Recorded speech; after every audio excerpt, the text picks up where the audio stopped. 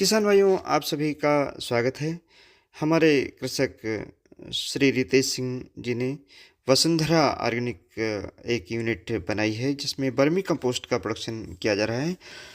किसान भाइयों, vermi compost का बहुत ज़्यादा महत्व है।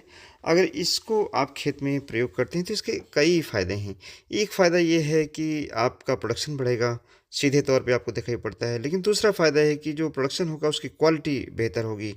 यहाँ पर हमने वसुंधरा ऑर्गेनिक का मोबाइल नंबर भी डाल दिया है। अगर किसी किसान भाई को यहाँ से वर्मी कंपोस्ट चाहिए तो ले भी सकते हैं। और काफ़ी अभी अच्छा सस्ता रेट है।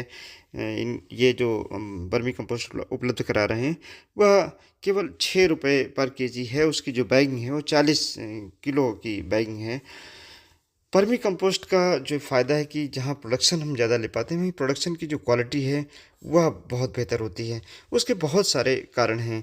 एक कारण ये है कि जो हमारा वर्मी कंपोस्ट है उसमें चाहे नाइट्रोजन हो, फास्फोरस हो, पोटास हो, चाहे कॉपर, मैग्नीज और सल्फर की मात्रा हो, ये पर्याप्त मात्रा में जहाँ एक और होती है, वहीं दूसरी ओर इसमें जो सॉइल से ऐसे बैक्टीरिया और फंगस जो क्रॉप को नुकसान करते हैं वह भी इसमें नहीं होते हैं।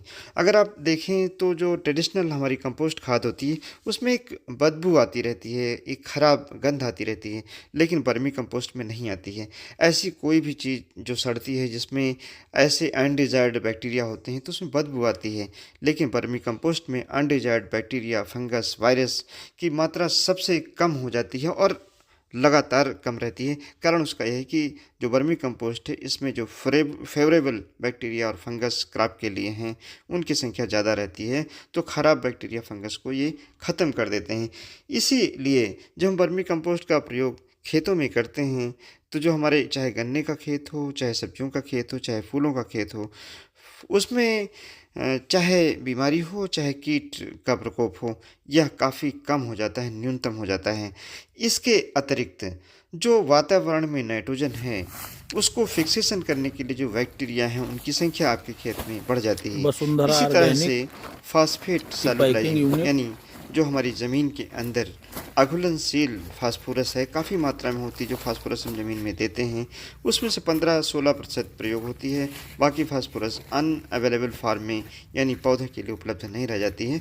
जब हम वर्मी कंपोस्ट का प्रयोग करते हैं तो वह फास्फोरस भी पौधे के लिए उपलब्ध हो जाती है। इसी तरीके से जो माइक्रोन्यूट्रिएंट हैं, चाहे आयरन हो, कॉपर हो, मैग्नीज हो या जिंक हो, बोरान हो, ये सभी तरीके के तत्वों की अवेलेबिलिटी वर्मी कंपोस्टिंग किए हुए खेत में बढ़ जाती है, जिसके कारण जो हमारा प्रोड्यूस होता है, चाहे सब्जियां हों, चाहे फल हो, चाहे धन धान्य की फसलें हों, वह सभी उनकी गुणवत्ता बेहतर हो जाती है।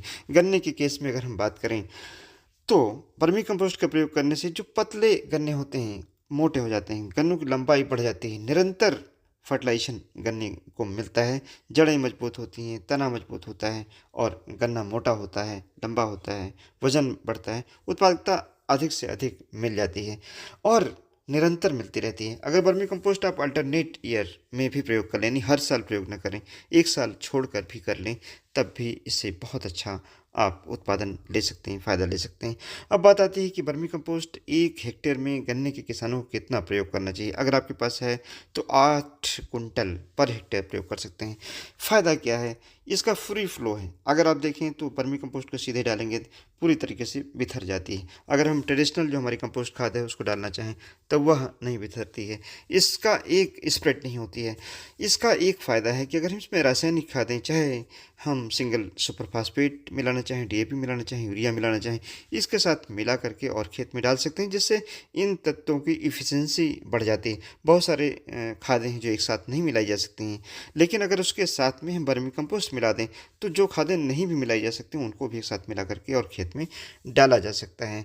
किसान भाइयों, बात आती है कि इस तरीके की यूनिट अगर आप लगाना चाहें, देखिए यहाँ पर जब ये वर्मी कंपोस्ट को छान लेते हैं तो जो एक सार यानी यूनिफॉर्म जो हमारी वर्मी कंपोस्ट होती है अलग हो जाती है और बाकी जो लम्प्स होते हैं वो अलग हो जाते हैं।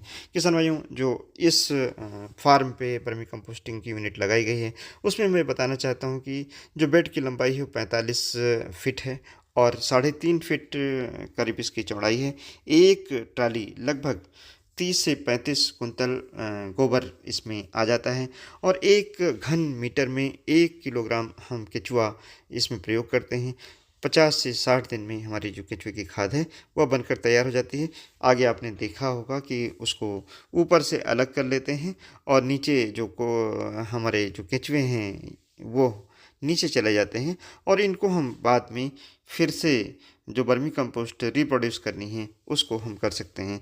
इस तरीके से किसान भाई वर्मी कंपोस्ट का प्रयोग भी कर सकते हैं, उत्पादन भी कर सकते हैं। इस जो बेड को हमने बताया इसकी जो गहराई है वह आप 0.3 से लेकर 0.6 मीटर यानी 1 फीट से लेकर के 2 फीट तक गहराई रख सकते हैं। जब भी वर्मी कंपोस्ट आपको बनानी हो तो जो ऊंचे का स्थान है वहाँ बनाएं ताकि कभी जल भराव न होने पाए।